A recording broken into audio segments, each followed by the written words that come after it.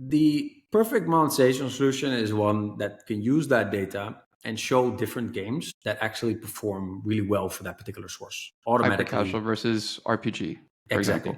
Okay. If you have an IAA-based game on UA and you're optimizing for UA for IAA, right? And that works really well for IAA games on the Offerwall, then you want to show more IAA games so that you maximize the users and maximize the performance from that one. And if you have a UA channel that is optimized towards IAP, and those users are IAP purchasing users, and they suddenly want to play a game on the Offerwall instead of making a purchase, right? You want to show them more IAP-based games because that will probably perform better. Right? Okay, so yeah, and if you don't have the segmentation and you're buying from all these sources, and then you show the Offerwall, which is focused on IAA games, to the IIP ROAS AppLovin campaign, it's gonna absolutely. It's 4 a.m. and we're rolling the dice. Matej drops knowledge made of golden eyes. Felix with ads making those coins rise. Jack up designs, worlds chasing the sky. We're the 2.5 gamers, the midnight crew, talking UA adverts and game design too. Matej, Felix, Shaka bringing the insight. We're rocking those vibes till the early daylight. Matej, UA, master eyes on the prize, tracking data through the cyberspace skies. Felix stacks dollars like a wizard in disguise. Jacob's crafted realms lift us to the highs. 2.5 gamers talking smack. Slow hockey stick, got your back. Ads are beautiful, they light the way. Click it fast, don't delay.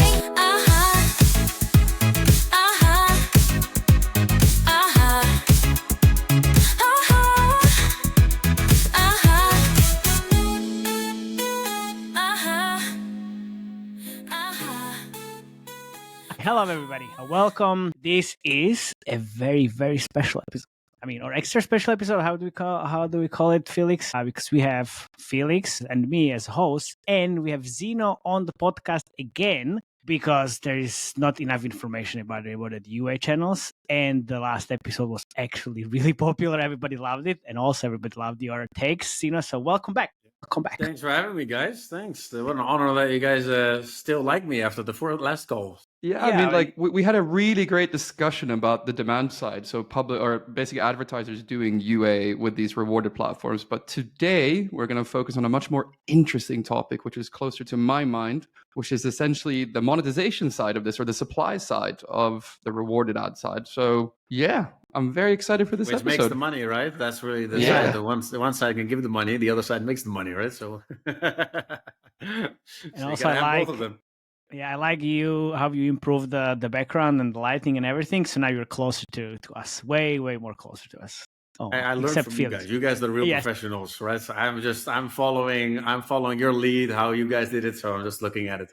Yeah. Well, I'm sitting in my daughter's room, so I mean, I'm a bit far from there, but it's good.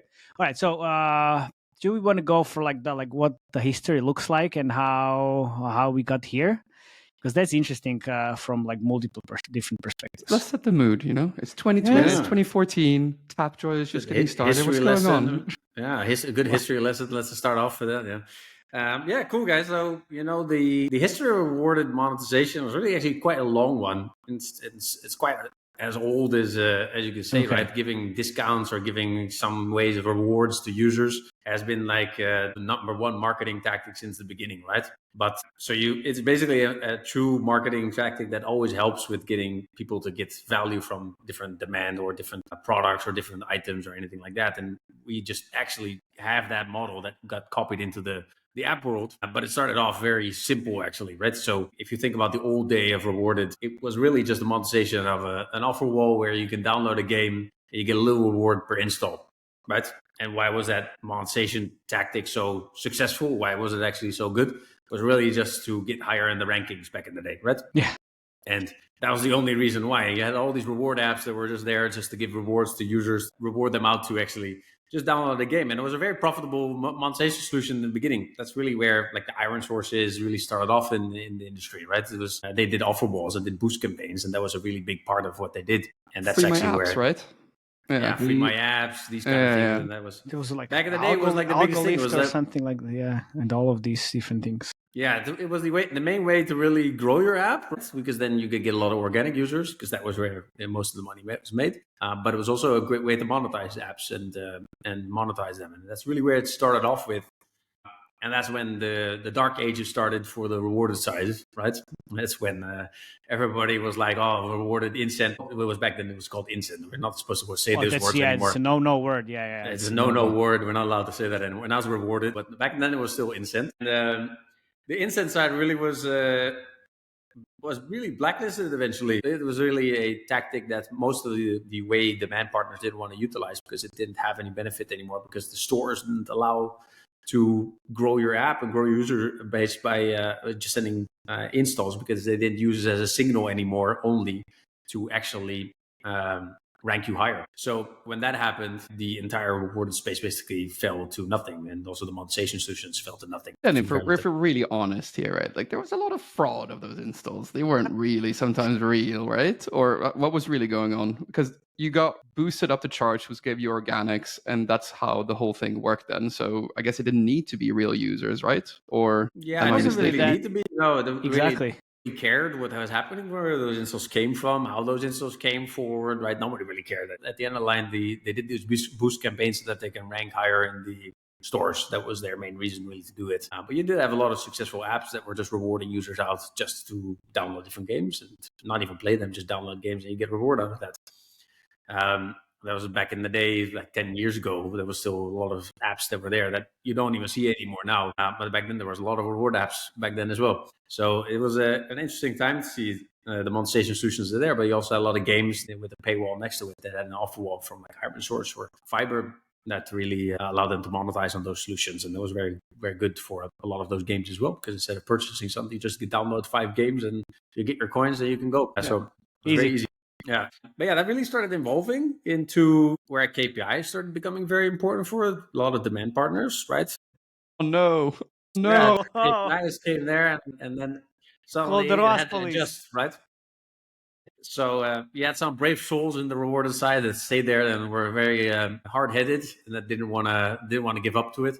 So they defined the new structure, and that was the single reward. Do something, action, like a registration or a deposit or sign up for a subscription or something else. And that really was a big part of a lot of CPA campaigns that still kept that industry really afloat.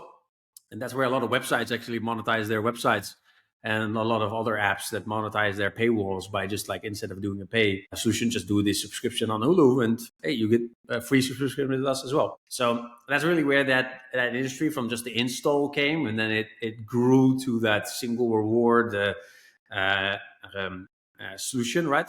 And that eventually that evolved into single reward for games, right? But then the quality was not so good. And then eventually the partners started developing multi-reward. And multi-reward is something that's where it was stuck for, I think, a good solid 4, 5, 6 years until Misplay came around. I think that was really the first rewarded partner that actually did something innovative. And just explain multi-reward just so people understand. Yeah, so multi-reward is like you play to level 10, you play to level 50, you play to level 100, you play to level 200, level 500, right? You just keep leveling up and you get a little reward as you level up, right? So, and that was a very effective solution. And that was for a lot of game companies that started becoming one of their UA channels, and it became more effective, right? But it was still not really adopted as a monetization solution, mainly Offerwalls, and some game companies actually had offer solutions, and that's really where, and that was the model where it really stuck for a long time, right? A really huge amount of time. TapJoy was a big leader in that part, right? In that area, Fyber as well, and they built an IronSource as well. And then those were really the ones that did the multi-rewards really, really well. And that was mainly on gaming supply. So the gaming supply worked really well on that side. So and as I said, that's when the solution came into Playtime, right? And the Playtime solution, that's the next really big innovation that happened. And Misplay was the first one really to make that happen, right? That was really the first app that was actually a Playtime. And that really showed the opportunity for what there is in terms of gaming and what games can actually do and what the returns can be on that side. And that really broke up the world of monetization for the monetization solutions that are out there now, right? That's really where our monetization solution learned from them, but they're the grandfather. I'm not going to deny that, right? A lot of things that they did well is they do well, right? And they definitely showed a lot of good things. But that eventually that moved over to a solution, SK solution now that Before we get there, just what was the main difference with multi-reward and Misplay? Just so our listeners get that right. Yeah, good question. So what Misplay really did is they started rewarding on Playtime and rewarding on Playtime, but also personalizing the rewards to the user. And they did that on an app level, right? So it's a very important part. It's not only Playtime is important, but also the personalization for the users. And so if there's more engaged, they get higher rewards, and the less engaged, they get lower rewards. And they set up that process, and they did that very well. And they built their system and their solution really well to get that organized well enough so that it actually generates good ROI for clients. So iteration 1, level-based. Iteration 2, misplaced. I guess the grandfathers, as you call them, timer-based. Yeah. Right. Okay. Exactly. And then but that was really on the app level, right? So there was no really monetization solution, right? It was like just Misplay, right? They had their app and that was it, right? But that gave birth to really like, oh, okay, there's a lot of opportunities in the rewarded place. And that's really where the SDK started evolving into. And that is really where the SDK landscape is right now, and the monetization landscape is right now, is on Offerwalls that are able to personalize their rewards and pay out personalized rewards to users based on the quality that they provide, so that they can meet the right quality KPIs for the demand partners and also monetize their users as effectively as possible. And that is really where the rewarded space is right now. And that's really where it will keep growing more and more and more out from, and it really be more of a data-driven solutions, right? Whereas at the beginning you had a single offer, there wasn't really any adaptability on that offer, right? You just had a single reward, do this, you get a reward, right? It doesn't matter if you were a female or a male or age this or that, it didn't matter. It was always the same reward.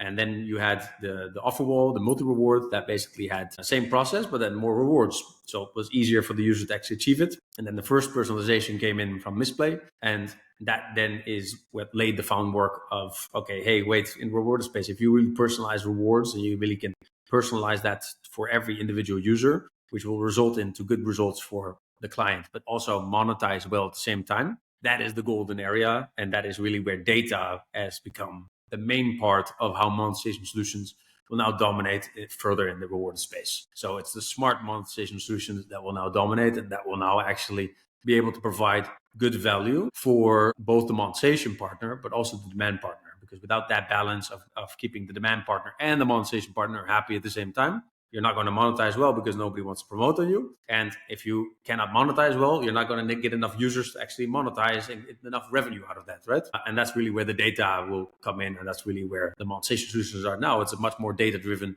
personalized solutions that you see as Offerwalls and SDKs that really monetize well. And that's basically where the history is right now. There's a little bit of the recap of what it is.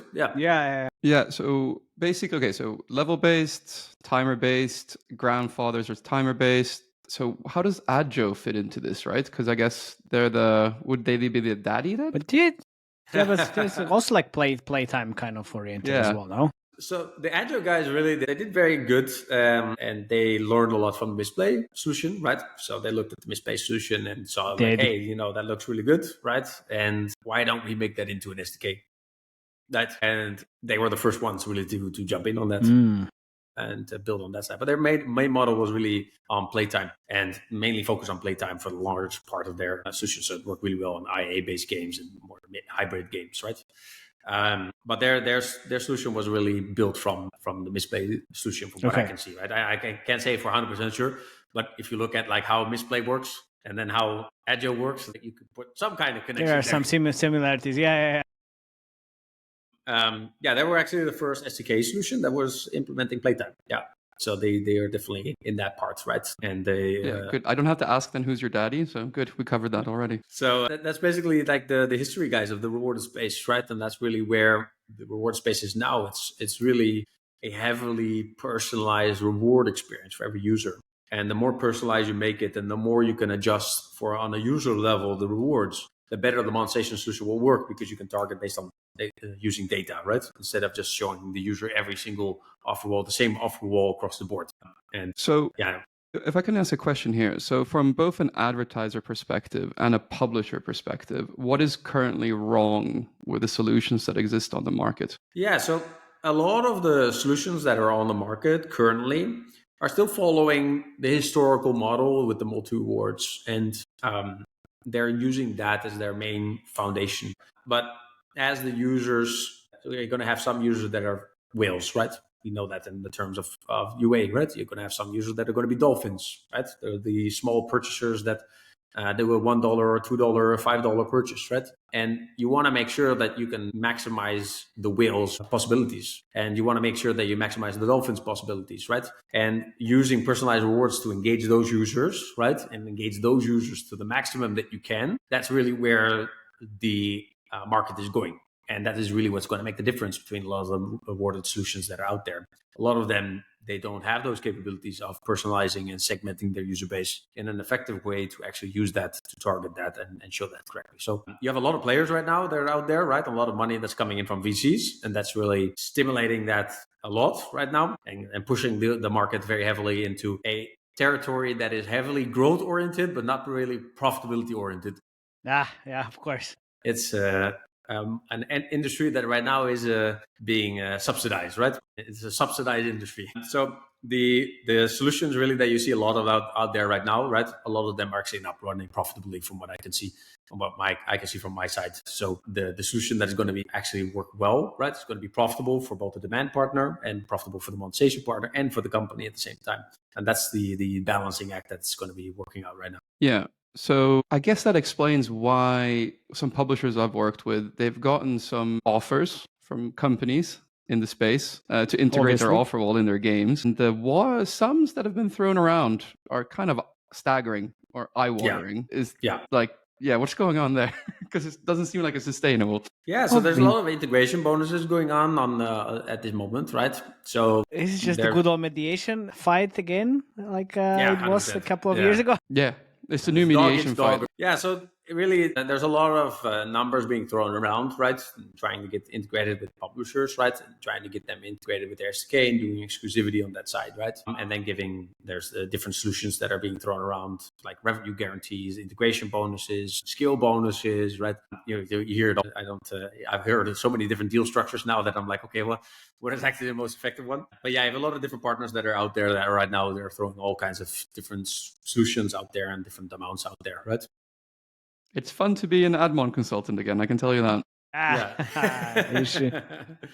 Yeah. So yeah, but there's different structures related. But in the monetization solutions that are out there now, right, it is very interesting to really be able to understand what is actually a good monetization solution and what is not a good monetization solution, right? Like if you look at it from a monetization point of view, right, you have no way to really know, hey, is one solution good or is one solution bad? Even if they give you, let's say, an integration bonus or a revenue guarantee, right? If your users are used to a certain offer wall, right? It's not like switching a rewarded video ad. Yeah. If you have a rewarded video ad, like if you have one video or another video, right? We all see the same video ads across the board now. But an Offerwall is a more personalized experience. It really is something that the user gets used to. It's a user behavior, right? If you make some changes from 1 month to the other month to the other month to the other month because you have integration bonuses, right? It might impact retention, right? It might impact performance, right? So choosing a good monetization solution is actually extremely important because it's not just a rewarded video ad. It's not as I can switch from AppLovin to Unity Play and then actually get the same rewarded video ads and about the same experience. It's a very different experience as well for users. So how do you actually choose these different partners? What should I do then? I mean, what kind of questions should I ask? Dino's list what to look for as a publisher. Yeah, that's fine. That's good. We can definitely go into that. That list, I would love to hear. So to be straightforward in terms of a rewarded partner, it's like the rewarded partners that are out there that are there at the moment, right? It's really engagement is a huge aspect of these monetization solutions, of how well they can potentially engage the user base, because that will have a direct impact on your retention and your overall profit, right? So a good monetization solution, a good offer will allow you to be able to get much higher retention from your users that might churn because they don't want to purchase and they get stuck. So what is an engaging offer wall? Really, an offer wall that is engaging is one that actually has rewards that are nice and easy for the user to get and not too difficult and doesn't look like a hurdle to get those rewards. It's actually more gamified. It's more of an experience that actually makes the user feel like, okay, this is just part of the game, right? It's just a little bit different game, but that's part of, okay, I'm also incentivized. There's the different things to engage me and actually can engage the user to keep engaging with that offer, but also with the app that they're on, right? Now, that's a little bit vague, right? So what does that mean? what am I actually saying, right? So I can just gibberish, or I actually have something to say here. So the main thing really is, like, if you look at games, what makes games engaging, right? It's the setup that they have is LiveOps, right? Is how can they engage users? What are the biggest game publishers out there that have the most success engaging their users effectively? Is solutions that have good LiveOps environments and good LiveOps setups, right? Deals, things that they can do, like a current tournament or something else that really engages the users to keep playing. Those are things that can bring your users back. It's new content, new things that they can actually see. Those are things that will actually keep your users engaged, right? So an Offerwall solution that has a good LiveOps environment, that can offer deals, that can engage users and can help you engage the users and activate the users, is an extremely important aspect of a good monetization solution. And without So basically, that, what you're saying is, like, you need to have like, for example, when Arbor Day comes along, you need to have an Arbor Day event that basically does a pop-up from the Offerwall. Is that kind of what you mean? Exactly. Or yeah. But also, like, why, even if you have a pop-up from the Offerwall, what is an incentive for the user just to activate something or play something or start something, right? What can you do to really engage the users that can differentiate you from other games that might not be giving certain specific rewards on particular days, like 4th of July or something else? So a live ops environment is extremely important because you can engage the right users at the right time, and you can push the users to engage and give a special offer that you might not be able to do with rewarded video ads. And at particular days where the user has more time and more activity that they can do certain things, that's the moment where you want to maximize your monetization, right? The weekends or in the night times or the different times where the user has more opportunities to actually do certain things, right? And has the time to actually engage with an offer wall that would, one, bring the quality for the client, for the demand partner that wants to promote and gets ROI from it, but also at the same time would engage the users so that they monetize enough so that the monetization solution actually generates enough revenue for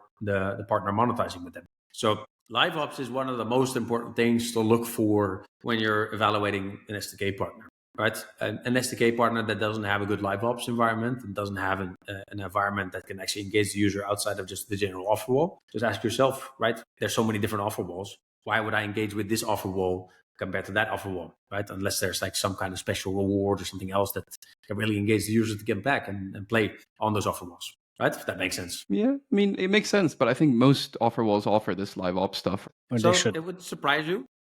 Okay. Not a lot of them actually have a lot of very huge amount of live ops opportunities. They might have a currency sale or something in that, right? So a currency sale was a very traditional way of engaging users, right? But what about engaging users to download a game for the day or do a tournament, right? Or make a purchase on any of the games and get a small reward. Different things that can actually stimulate the behavior of the user that would, one, benefit the monetization solution partner by generating immediate results by them doing events, but also generate higher quality for the client so that they can bid up more aggressively on that same placement. And you'll be surprised, there's a lot of SDK solutions and Offerwall solutions that do not have a very detailed or a very personalized engagement solution. LiveOps, okay. Yeah. What else? Yeah, we did a lot of Offerwall with Eastside Games when I was the admin manager there, and it's very spiky, like the revenue, right? And it's always when you have an event, and that's when you find out events that you never really heard of, like Arbor Day. Yeah.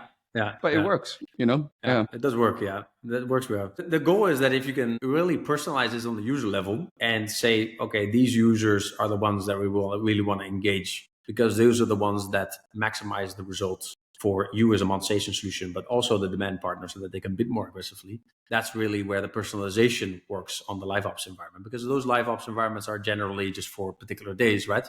So 4th of July event or Arbor Day, right? That the one that you mentioned. But if you can personalize this on users and actually segment this on individual users and only do it on on those individual users only, and activate them at the same time by push notifications, in-app messaging, and other things that are all managed by a monetization solution, that is really where I see the difference between a traditional offer wall and one that is actually able to help you maximize the results out of it. We're talking about Android only, or now finally on iOS as well? Android and iOS. So iOS recently, they became a lot more lax, a lot more easygoing with it. The iOS apps cannot primarily be an offer wall, but they can have some kind of offer wall solutions in it. Yes. Now, a lot of games that are actually approved. We also have our own iOS app. There's a rewards app with shopping and other aspects in it as well. Yeah. But the second thing I would say is really, really important And that is something that I've heard a lot from a lot of different monetization partners, is really the transparency that a monetization solution can give you. And you mentioned it yourself, Felix. You said there was like spikes, right? And you're like, figure it out, oh, that's maybe Arbor Day, right? But maybe you have also experienced drops, right? That one day your performance 1 week is really good, and the next week it's down by 20 or 30%. What is actually happening there? What is actually occurring? That's usually when the partners went like, we need to target more of your payers. Yeah. And that's where the obliqueness and the fakeness starts. And you'll be like, okay, maybe let's target more of the payers now. Okay, all right. But what we've seen a lot with a lot of our partners, right, is that they don't really have the tools to really optimize their offer wall. They have maybe a specific cohort that they can say, okay, I'm going to segment my payers and my non-payers, right? Or I'm going to do a currency sale. Really, that's where it stays off and stops. A good monetization solution is something that can integrate with your UA and actually allow you to optimize the journey of the offer wall based on the sources that you're buying from. Meaning, if you're buying traffic from AppLovin, for example, right? Or you're buying traffic from Unity or from Google, right? These users have different user behavior, right? But they all see the same offer wall currently if you're using a traditional offer wall provider. But what if you can actually show different user journeys based on the UA channels that they're coming from? What if you can actually show to the users from Google a different solution that would actually maximize the earnings from your Google campaigns? Yeah, that's what I would like to do, definitely.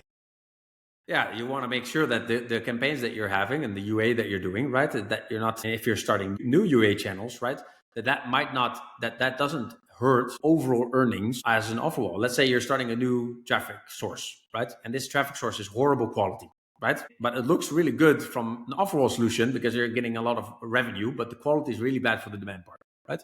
What is going to happen for your monetization solution? You're just suddenly going to get a drop of quality and you're going to get campaigns paused. That's where you're going to get the 20, 30% drop. And that's when the Offerwalls solution is going to tell you, hey, we need to target more payers because they don't actually know where the traffic is coming from. They don't really know if the Google traffic or the AppLovin traffic or the other traffic sources are actually the ones that are providing them the quality that will actually benefit the monetization solution. Right. Like, let's say you knew that ad ROAS campaigns from like these group of users came from a Google ad ROAS campaign and these came from an IAP purchase campaign from AppLovin. How would you ideally, or how would a offer wall look different for those two users or group of users? So let's say you have two different solutions, right? You're buying, let's on the UA perspective, let's put it from a UA perspective. You have like different campaigns running on Google, right? One is optimized for IAA, one is optimized for IAP, right? You're trying to use their algorithm to target different user segments, right? And those different user segments have different behaviors because that's why you're targeting them on that behavior, but they're also going to have different behavior on the offer wall itself because one is more focused on IAP, one is more focused on IAA, and one generates more results based on that particular campaign. So basically, you have different behaviors from those users. And if you have one user group that has a bad behavior, that can pull down the entire monetization solution by affecting the other segments that actually perform really well on the offer wall. So let's say you have a campaign that's only focused on installs. And those users, they come into the offer wall, they just download something and they don't do anything else.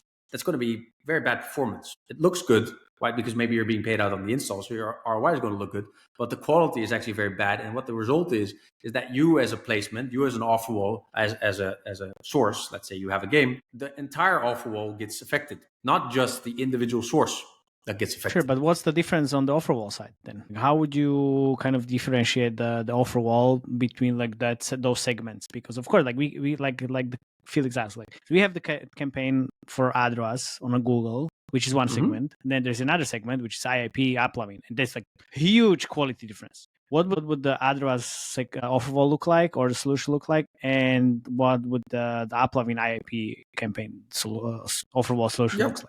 Cool. So the perfect monetization solution is one that can use that data and show different games that actually perform really well for that particular source automatically. Hyper-casual versus RPG, for exactly. example. Okay. If you have an IAA-based game on UA and you're optimizing for UA for IAA, right? And that works really well for IAA games on the offer wall, then you want to show more IAA games so that you maximize the users. So that's so that's the difference. Okay. And if you have a UA channel that is optimized towards IAP, and those users are IAP purchasing users, and they suddenly want to play a game on the offer wall instead of making a purchase, right? You want to show them more IAP-based games because that will probably perform better.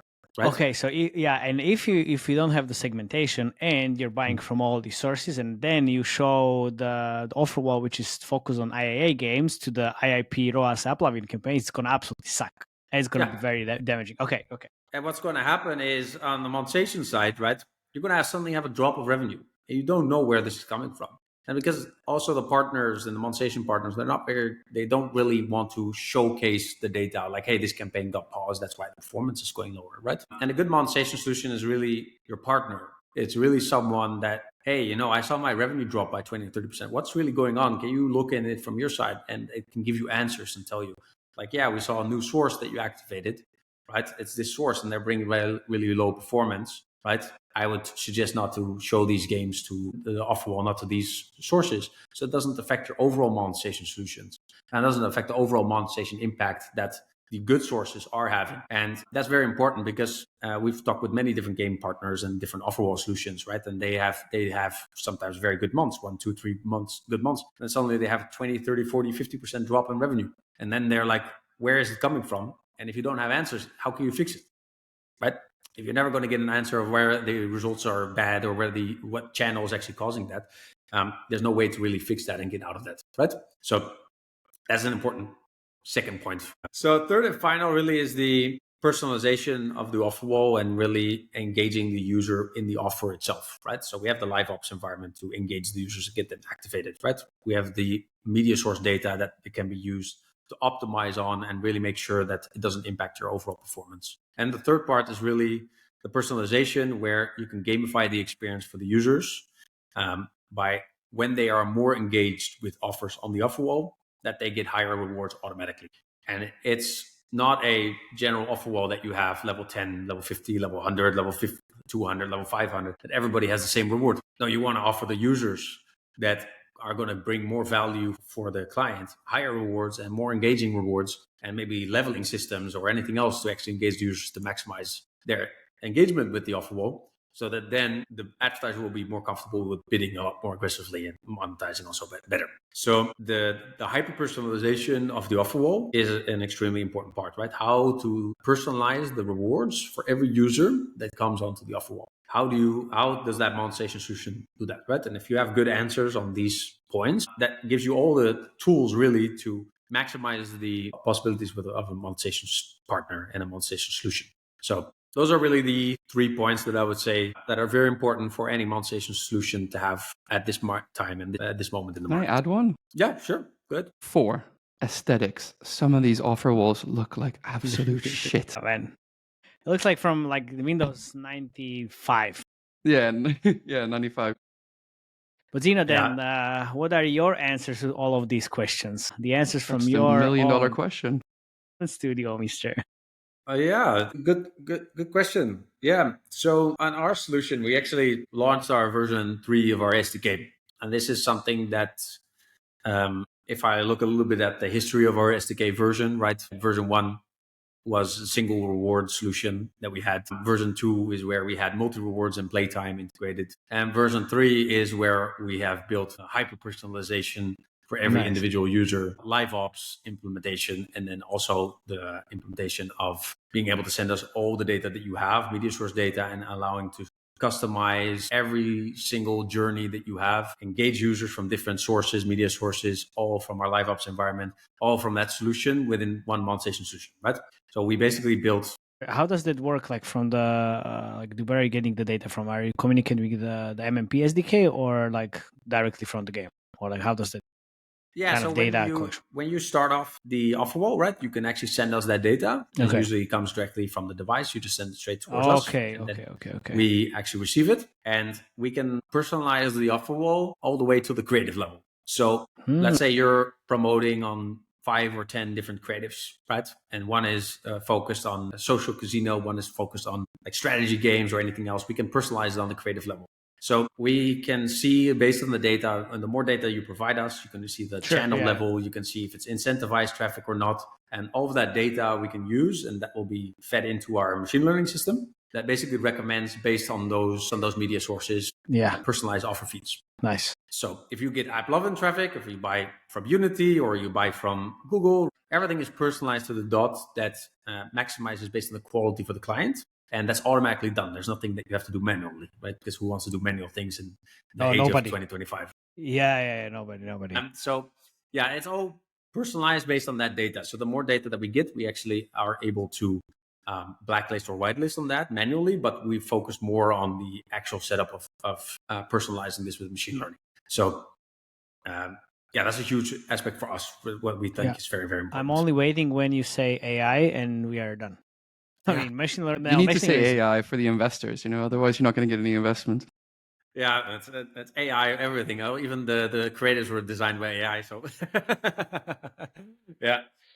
But yeah, that's really where on our side, what we took about a year time to really look at all the feedback that we got from our clients. And our clients have been amazing, being able to give us a lot of feedback in terms of what they think of the rewarded space. One of the major problems that we saw from a lot of our clients was that long-term progression was not good. And a lot of clients were complaining like, okay, hey, is this the second dark ages coming for the rewarded space? Or is there actually a new opportunity coming where a lot of growth can be happening? And that's where I see the solution that we've built to be able to allow personalizing those rewards, engaging them with LiveOps, and customizing the journey with our media source data as a solution to be able to customize everything to the dot and powering that with machine learning to actually make that happen and possible. Because doing that manually would be impossible. Yeah, no, it's overkill. Yeah. So this is the fourth generation then of rewarded, would you say? Yeah. Or is it fifth or fourth? Maybe one day I'll be the grandfather. Yeah. What does this look like? Do you have any examples? Because big words, I'd love to see what it actually looks like. Show an example. Of course. So let me we love examples and we love visual stuff on our podcast. So yeah, if you have anything to show, please do. So I shared a quick few slides, not to make it too long. Our slides normally like 20 or 30 slides, so I did a little bit easier. So let me see my screen if I can share this. 1 second, guys. Don't worry, I will cut it out. Nice. Yeah, okay. Let me see. It's blue. Yep. Yeah, we can see it. Yes, we can see. Awesome. So basically what we have here is the update. So we actually took a lot of time to update everything from scratch, but also make it possible that we can make very quick updates and new feature releases without actually having to update the SDK. So it's a one-time integration and you integrate it and everything will be available. And also all new features will be available for you right away. You don't have to invest in more tech resources to actually update it. And that's something that was very important for us because we saw that integrating an SDK is one thing, but then you also have to update it sometimes when it gets updates, right? And we want to remove that step altogether. So we took more time so that everything actually can just be updated, integrated once, and you never have to update it again. And we basically have the design. This can be fully customized, right, to your look and feel. So you have the header. If you want to make that blue, if you want to make that black, or you want to make that light blue, you can change that. You can change the premium colors that we have, and you can change the button colors. So basically, a majority of the colors you can make towards your local brand and really brand it for yourself. And we highlighted this premium section, which is really the games that we want to have the users to focus on. And we have different opportunities that we actually have that you can integrate as thumbnails that you can actually integrate into your app in different locations, like a top 5 offer list or something else to engage the users. And basically, this is what our old offer wall looked like. So it was a really, really ugly offer wall. Come on, I've seen way worse. Don't worry, like this looks good. Thank you. There are worse ones. You're less critical than me. So yeah, we actually updated this from version 2 to version 3. With that, we basically made these updates. And one of the main parts is really the LiveOps environment that we implemented. So as I highlighted, is something that we spent a lot of time on our side, is that we can actually reward the user at any time, at any cohort day, with at any moment of the user's engagement. So let's say they installed today or 3 months ago, I can still make limited time offers to keep the users engaged. This is really cool. This is really good. So basically, just to clarify, I have a game, XYZ game, and then I install this offer wall, and this is essentially what the users see if they click on the offer wall. Yeah, basically, if they activate the game, right, this is basically the first thing that they will see on their side, and we can actually engage them with these hot deals, right?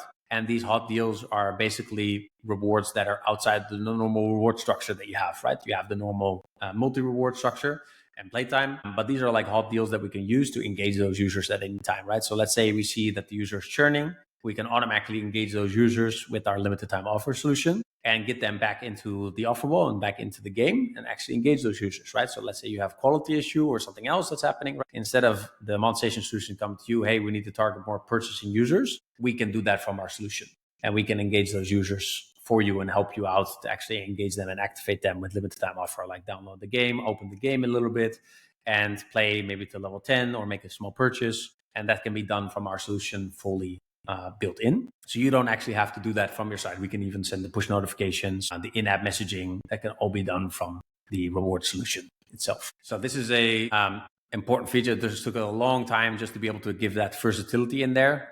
And we see a lot of good results already with this. So since we've been launching it and we've been testing this out, especially with early KPIs for our UA partners, we're seeing like a 3 or 4 times increase in early KPIs, but also on longer term engagement, we're also able to get those users back and engage for those longer term cohorts, which we know is important for the UA side. And then this is basically the active offer section, right? So this is basically how it used to look, right? And what we try to do is we really try to make it into more of a stories format. So we had the hot deal section, right? That's really the LiveOps environment, but this is really the area that we can use to where the user will see all of their active tasks, their daily rewards, see their overall earnings that they have, and basically see everything that they need to do so that they can actually progress into the game. And we wanted to make it very clear, like if there's some task that is getting to the max time limit, right, that you can see, hey, complete this within this time frame so that you don't get user complaints, right? So we wanted to make everything crystal clear for the user's perspective. Whereas in the past, it wasn't very clear. You didn't really know what campaigns were showing what or what was happening on that side. And we wanted to make that user experience just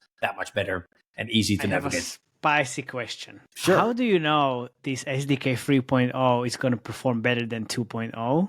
Have you done any tests or like user feedback or anything? Because I mean, it looks way better, but will it convert better? Yeah, so everything is A/B testing with us. So everything we test out, we do on our own rewards apps first. Nice.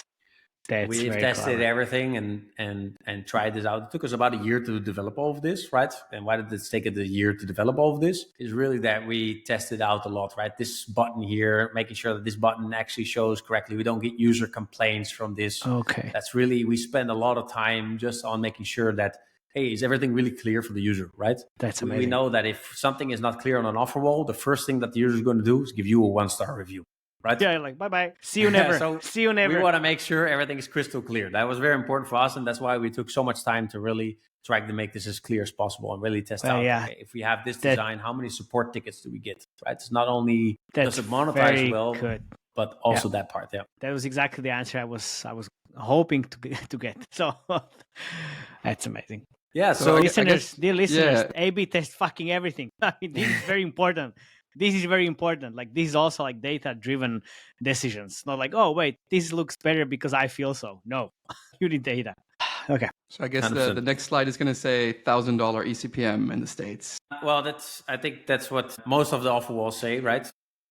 Yeah, I think all of them have the same message on their website, right? With personalization, we can actually achieve higher than that. It's something that with the right personalization and showing the right campaigns to the right users at the right time, you can actually get much higher than that. So we've seen on our side with our own app about in the 2,000 range for our CPMs. That is something that we, with personalization, this offer wall solution just gets better and better and better, right?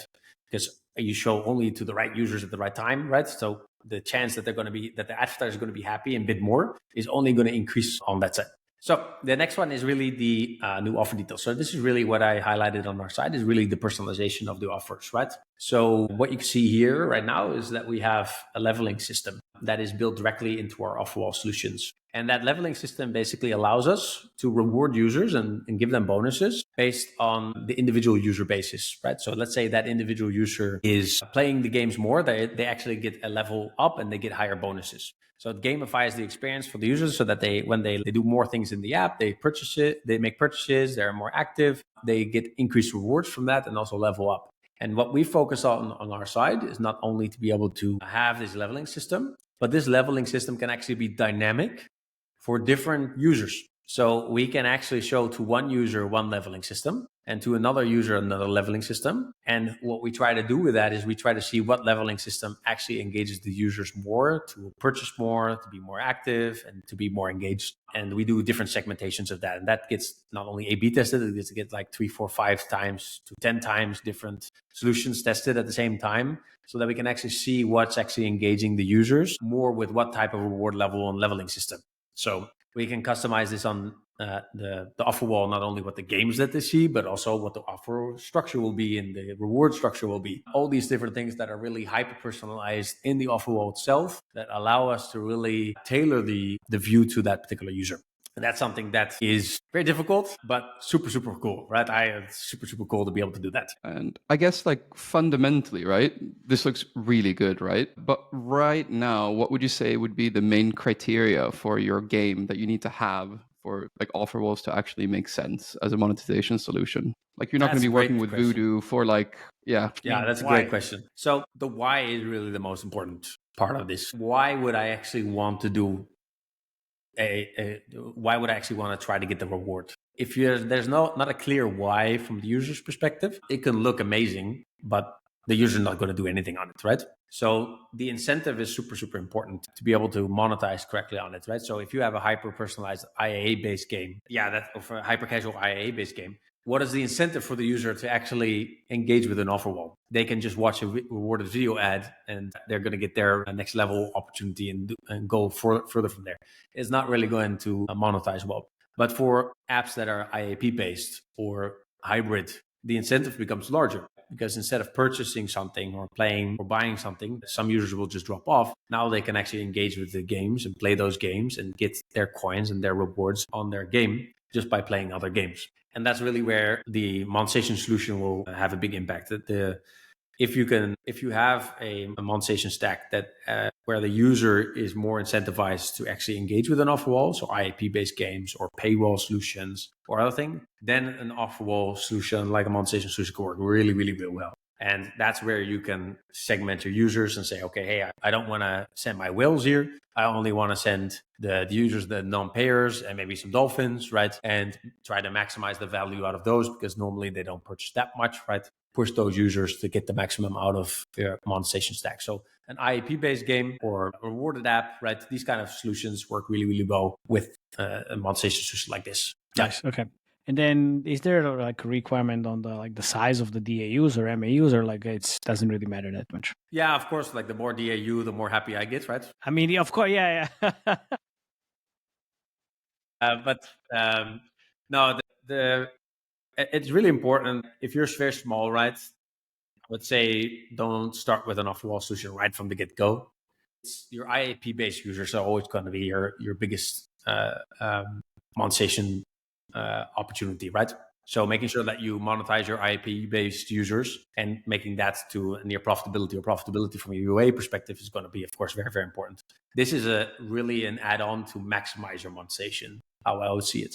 If you start with it, it might just be it wouldn't be the best solution to start off with this, right? Especially on the beginning phase, unless you want to try it, right? Of course, but I think making your game work well for IAP would be your first objective. And once you get that, and then you want to maximize the earnings for a particular publisher, that's when, from your monetization stack, that's really where an offer wall comes in and fits perfectly into the mix. So just so our listeners get an idea of perspective, right? What's the average revenue share of the clients that you work with that you contribute to their overall revenue? Is it 10%, 20%, 5%? So it really depends on the genre.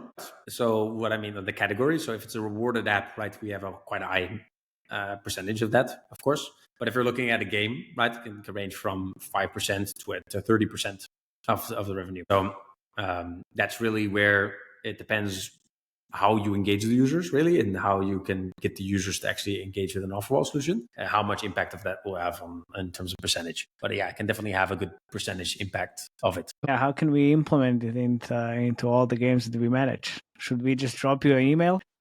Yeah, just drop me an email. Who's your daddy at? Yeah, who's your daddy at TyrAds, right? The new grandfather, right? New grandfather at TyrAds.com. Yeah, new grandfather. Grandpuppy at TyrAds. No, but that's basically, you can always reach out towards me and I can connect you with my team. So my email is @TyrAds.com. On LinkedIn, you can also find me. I usually answer to all my LinkedIn messages, especially if there's opportunities on that side. So reaching out to me on LinkedIn or reaching to me out on my email, all are opportunities really to get the most to allow us to help you monetize your solutions. And yeah, that's it. Nice. Perfect. Awesome. Thank you very much, Zino, for coming again on the podcast. Dear listeners, you heard it all. If you have any questions, please either reach out to Zino on LinkedIn or put the email into the show notes, also with some other links. And also, questions, comment sections, it's all for you guys. So please ask there, comment if you like it or not. Join the Slack channel, and I think see you next time. Thank you very much. See you next time, guys. Thank you so Cheers. much for having me. All right. Thank you, man. Bye, guys. Cheers.